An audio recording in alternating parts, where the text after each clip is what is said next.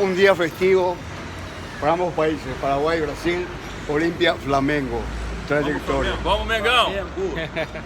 Vamos, Flamengo! Qué bueno. ¿Cuál es tu pálpite para hoy esta noche? 2-0 Mengão.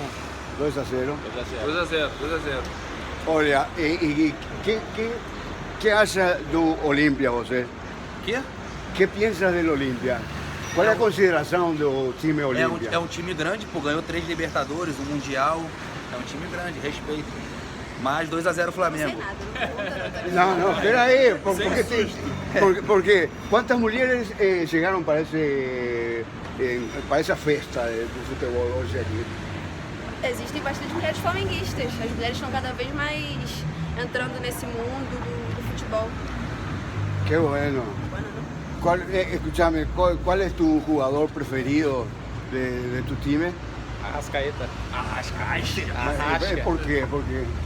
ele é gênio, né? Ele é genial, ele é diferente. Ele é o melhor.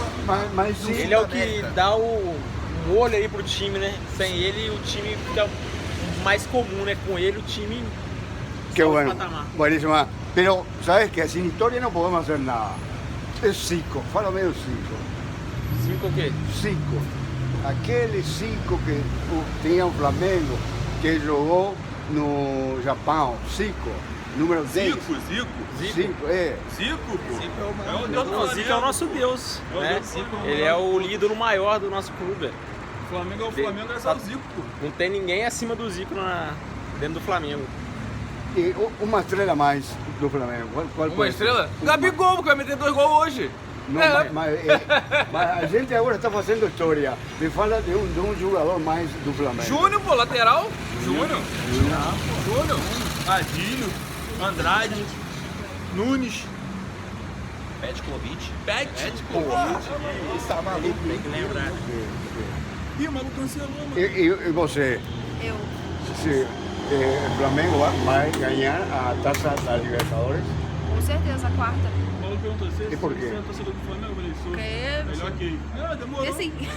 É? Agora tá procurando. Porque sim, porque o time merece. Merece, A maior seleção do Brasil. que bueno, mas o Flamengo está jogando melhor do que o Olimpia. Que acha você?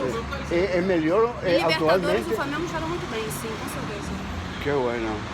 Bueno, entonces, para bien para ustedes, que disfruten esta gran fiesta. ¿Eh? Graças. Ok.